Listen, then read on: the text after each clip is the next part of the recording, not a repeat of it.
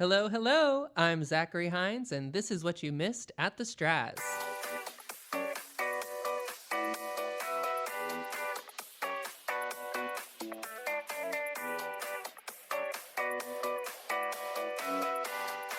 Welcome. I'm Zachary Hines, and I am here in the House of Ferocity with LeeAnn Day Douglas. That's me. How are you this morning?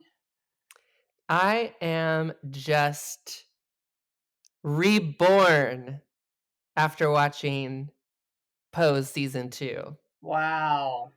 That's significant.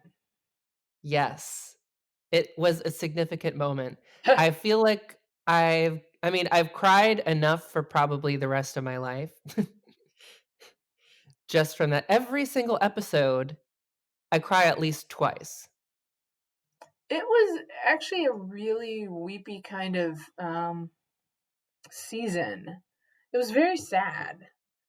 Sad, but also, there were many times where I was crying out of joy, where, where it's like, "Oh, that's so beautiful," or, "Oh, I wanted her to find love," and, like, you just get so invested in these characters and Yeah, it was extremes. You were either really, really sad or laughing hysterically at something that Electra just said or did.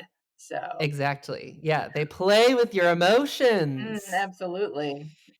Alright, so we left off with Ricky and Damon unfortunately, did not make it to the Blind Ambition tour. They did not. S so we're kind of they're kind of reevaluating what they wanna do. Vogue is no longer the top song in the country, so the Bridge and Tunnel ladies are not wanting to go to Vogue class anymore. That's right. Um, they've moved on. And Damon, who was teaching Vogue Um, classes at the Y, has lost his job.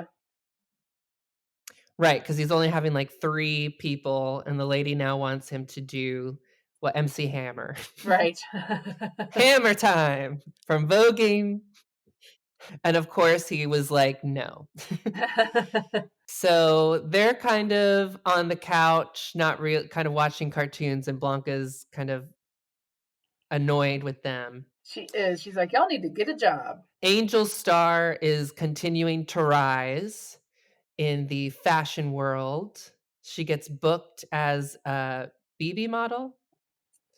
Is that it? The BB? BB girl, yeah. And, uh, and pray tell, we start off with him going to the hospital because he has an adverse reaction to AZT, the medication, the only medication at the time to help slow the progression of HIV.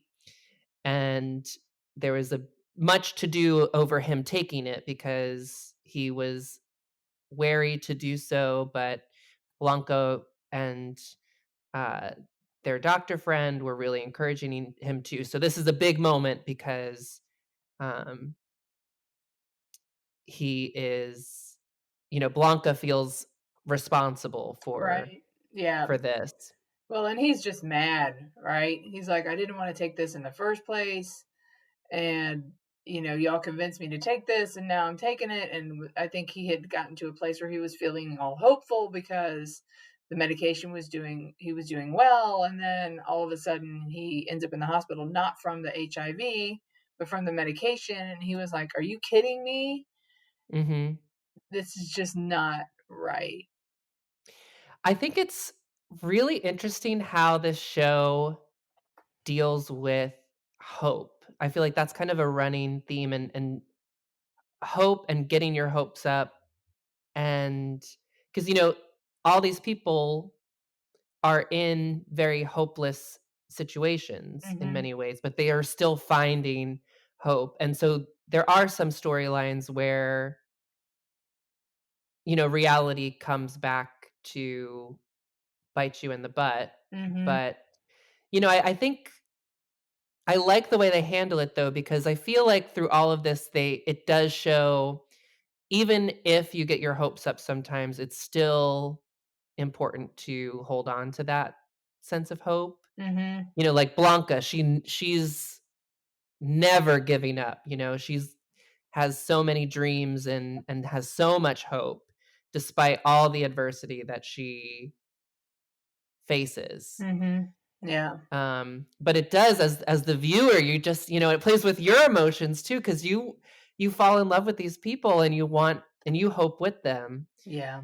And in all of these, they're all like fighting for their lives, literally. Yeah. Um, and so this is also coinciding with the cabaret, that Right. because So when you have so many talented actors who can sing in the you show, you have need. to have them sing. Yes. Yes, Yeah, so he misses his AIDS cabaret, or at least he misses emceeing it because he's actually in the hospital. but we get an incredible dream sequence We do. where he sings my favorite Judy Garland song, "The Man That Got Away." Oh, I thought no one could sing it better than Judy, but Billy Porter, man. Yeah, it was OMG. good. Yep, yep. And as we teased in the last podcast, we get to hear Patty LuPone sing. She Oh, sings at the cabaret. and they really, really stretched that to, like, make it work so that Patty could sing because her character really has no business. No, she does not. She has no business being there. She doesn't have the personality to be supporting this at all. But they worked it in really well because, okay, first of all, we've been talking about Stephen Sondheim all summer, and then she sings a Sondheim song. So I I know. was like, are you kidding me?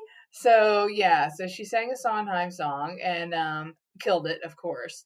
And the entire time that she's like there acting like she's supporting Blanca and supporting the AIDS cabaret and coming around and trying to be a nice person, she's actually having her goons like kick Blanca's out of her nail studio and take her property back. So they're just like removing her stuff while they're at the cabaret. And she hops on the phone at one point and is like, hurry up or whatever. I can only hold on so long over here. And I was like, oh, you bee. I can't believe you're doing that. I know Patty is staging a coup. Yes, a How coup, could she? of course. So it was I fabulous, though. know. Just Yeah. when you were thinking like, "Oh, maybe she isn't so horrible of a person." Yes, she is. But she is. She's just as bad, even worse. Yeah. S but Blanca gets her back. Her whole community shows up and protests outside her locked up, um, salon because Patty changed the locks and generated a lot of attention to kind of shame her. Right. And since the guys, Ricky and Damon, are kind of in a funk, and Lulu's in a funk because she's still kind of depressed over Candy's death. And Pray Tell and Blanca get together and they're like, these kids need a project. So to get back at Patty LuPone's character, they're like her character had been telling the news that the people, the gays and Blanca and all her clientele were leaving like needles and condoms in the street and stuff like that, and that's why she was getting rid of her, which of course was not true. So they decide they're going to wrap Frederica's house in a condom. In a giant condom. I love that moment. They're like, we are the elders. We need to get the youth involved in the community and give them some purpose. Um, and they're like, this is the plan. We're gonna wrap Frederica's house in a condom, and we don't know how. That's your job. You You figure it figure it out. out. Yeah. And they You did. have 3 days or how many, like a week, or They I had like forget a how long. week. Yeah, it was crazy. And so Lulu goes to Electra for the money. I loved that scene. Oh my god. Yeah, and Electra pulls like $1,000 out of her bra just to give Lulu the money after Lulu convinced her that Only because she was like, this will help your reputation. right, right. Your reputation is suffering. This would really help. So, Right, you might win Mother of the Year yeah, if you exactly. She was like, "Oh, Mother of the Year, here you go." Reach in the bra, pull out $1,000. So, but what I love too, she wanted 2 grand, but she was like, "Here's $1,000, I'm gonna teach you how you can earn the the rest of rest. it." And so she dresses her up in a dominatrix outfit and takes her with her to work. So, Lulu gets to beat the crap out of one of her clients. I will say Elektra's story arc this season is so wonderful, especially the second half. They Mhm. really showed the human I feel like I love when shows can add dimension because they could have very easily just kept Elektra as the villain, the bitch, the, like, person who is just always pure evil and saying, like, sassy fun things, but Right. they really show her more maternal side, Mhm, that mhm. she's almost like the grande dame mother of everyone. Right. Um, and she really does have a nurturing side, she just shows it differently. Yeah. Yeah. So that was awesome. And so what they end up doing is they contract with this guy that makes bounce houses. Right, that was the other thing that Electra loved that she's like, "Oh, the one with the leaning tower of Pisa." That was good work, that was good Yes, work. yes. So that's who they contract to make the house-sized condom to wrap Frederica's house in a condom. And Yeah, they get it done, they cover her home in an inflatable condom. And I love when the one neighbor comes over and Electra's like, "Oh, I'll take care. This is where I can be useful." And she just reads the first she tries to be nice. She's like, "Oh, yes, I'm very good friends with Frederica." And the neighbor's just like not buying it at all. And the neighbor's like, "I actually hate Frederica, but I'm still calling the cops." then And Alexa's like, she's I should call the cops on that house coat that you're wearing and just read it right yes. in the street. So yeah. And in the meantime, she's like in her nicest suit, in her tallest heels with a parasol, just kind of standing around telling everybody else what to do because, she doesn't want to break a sweat while they're all doing this. She's just kind of there to, keep an eye on things and get credit for taking part in this hijinks. So, Right. And yeah, God forbid she gets arrested because of the lighting in the mug in the shots. mug shots, right, right. So that was precious. That was absolutely precious. So, Yes. so the next episode we have Angel and little Poppy go out on their first like real date together where she takes him to a party with all her modeling friends. Right. And it's a place where he used to, like, pickpocket. Right. And she's like, "You ain't doing that tonight." Yes. It was so bittersweet because, ugh, if I can find me a man like Lil Poppy, what he is just I cannot get enough of Little Poppy. I think He you have is a crush. I have the biggest crush. He's just so sweet. He's so protective. And he's like there and he's so he loves her so much and they are in the back and this one to do socialite he offers them cocaine and he's like whoa, whoa, whoa we he tried kind of pulls Angel aside and he's like we can't do that. Blanca, she freaked out and kicked him out when he was caught with weed. um So he was like, "We cannot do drugs, like, that's the rule that Blanca set." And she's like, "No, it's just, like, they're rich, they wouldn't do anything that, like." Well, no, she says, "You heard what he said. It's pharmaceutical grade. It's medicine." So, and he's Right. like, "Oh, like the Flintstones vitamins we take every day?" She's like, "Yeah, baby, it's medicine, just like that." And he's like, "Oh, that's okay then." I So, know, I'm I like, "How could know, so she?" stupid. So, yeah, I know. So they did, and then Damon caught them with drugs. Yes, because it didn't end there, unfortunately. But, uh but she throws them out the window, and you think that storyline is over, but we all know, unfortunately, it's not. but, that episode is called Blow. It was actually directed by Jenny Livingston, which do you know what movie Jenny Livingston is famous for directing? No. Paris is Burning. Oh. Yes, which all of this is pretty much inspired by. So I thought, Mhm. how cool is that that they actually got the director of Paris is Burning to direct an episode on Pose. That's cool. Very I cool. thought that was really, really amazing. So unfortunately, Angel and Poppy, their relationship is I love their relationship so much, but they're going through a rocky time with this whole cocaine thing. She shows up to her BB girl modeling shoot out Hungover. of it, Mhm. hungover. Um, and that talk that Miss Ford, I so love Miss Ford. Mhm. Yeah, she gives it to her. She's like, "This is everything that you said that you wanted when you came to me." This is her modeling agent.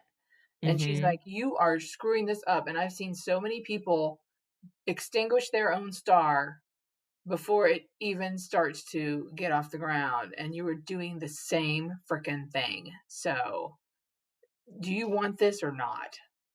Mhm. That's also a great I feel like that is a storyline that kind of pops up or a theme that pops up throughout this season. I was, like, sobbing. I think this was in the first half of the season when Blanca was talking about when she reveals that she has HIV to, her children, and she talks about how she didn't value herself, and I think there's a lot about I think when you're marginalized and when the narrative in society is that you are less than, that you take that in too, and you start to view yourself as less than, and you devalue yourself, and so, she was talking about that's what she did. She didn't value herself, and she just wanted love, but, kind of looked for it in the wrong places or